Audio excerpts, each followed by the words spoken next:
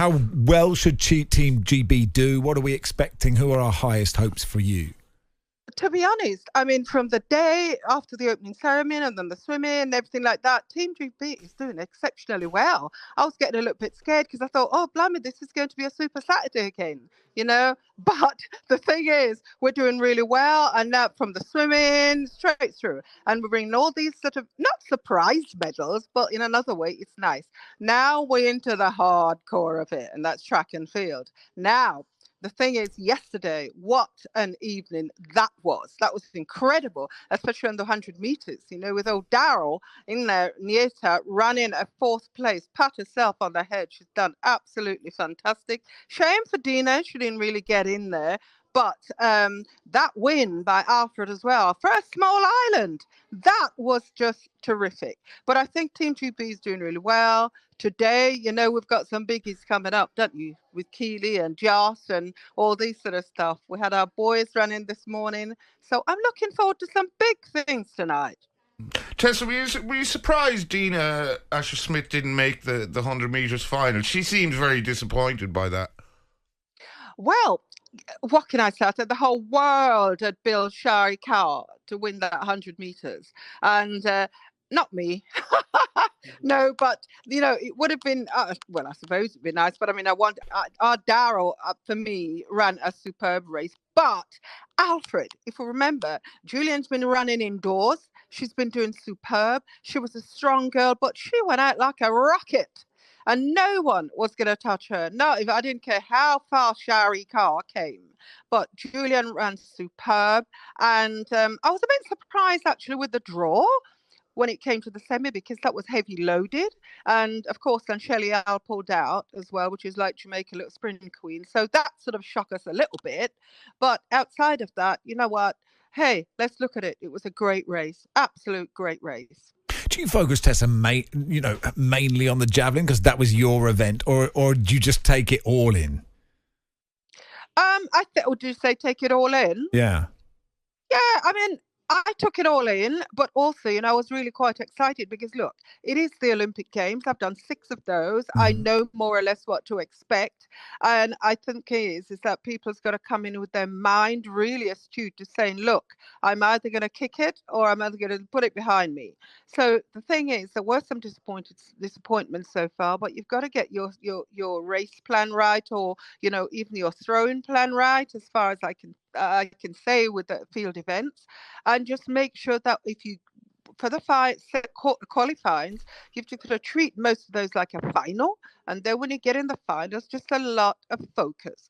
So, you know, I've taken on board, and I'm observing what's going on from out of the arena, but although technically we are broadcasting from in the arena, but I'm sitting outside of competition myself.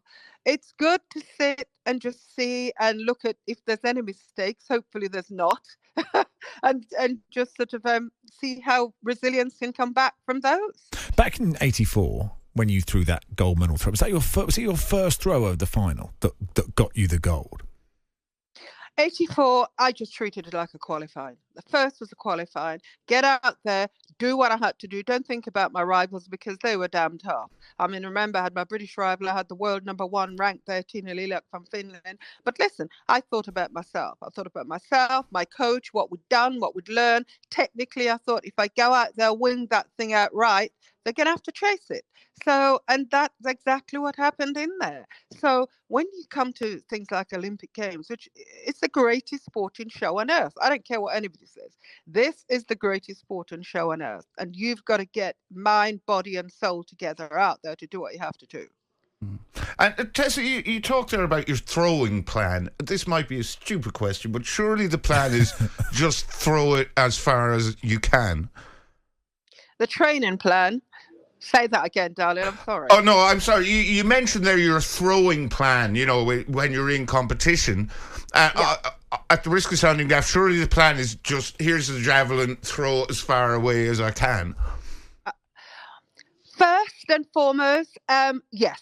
You want to go out there and throw your whole body, your whole, whatever you've got behind it. But there is a thing, because sometimes, you know, as well in throwing, and even as we saw this morning when I was looking at the ladies' hammer, it was going a little bit technically wrong because you're just off balance and so on. So you've got to make sure, although you want the whole body and everything behind it, that technically you've got to get it right, because there are, to me, certain different types of throwers. I was never really a power thrower, but I was a speed thrower. So the thing is, I had to, by that, I made sure that I had to treat my run up really fast, come in at the end, control the way that I hit my javelin. So it was making sure that my javelin point was in exactly the good technical position that my coach and I had worked on. And also, if there was a little bit of wind, please God, it would have lifted it and helped to get it out there. So you know, it's not just about coming in and whacking and making it happen. It's about making sure that all the other bits that you put behind, all the build up, you get it technically right. I'm watching you celebrate the goal now, just on YouTube. I mean, does it? Can you still remember every second of it? You're watching me on YouTube? Yeah, I'm watching you. I'm watching your throw. I'm watching you celebrate. I'm watching you get on the podium right now. Oh, do you know what? Tell me all about it, because I don't want to cry again. You know, that's the thing, you see, because it's all about your country. It's all about winning for your family. It's about the feeling. It's all about, okay, I've kicked butt and you were the best in the world, that you all came to kill me off, but I killed you off. And, you know, getting on that podium and on the middle podium, I tell you what, it was sheer bliss. Absolute bliss. The choke in my throat. They were singing God Save the Queen before I got up on there. You know, all those emotional feelings. Anyone who wins out here, and even if it's a first timer and this is their first Olympic Games, i.e. like our guys who's just won a bronze in the mixed relay, honestly, it's going to be sheer bliss being on that podium among so many people thinking, hey, you know what?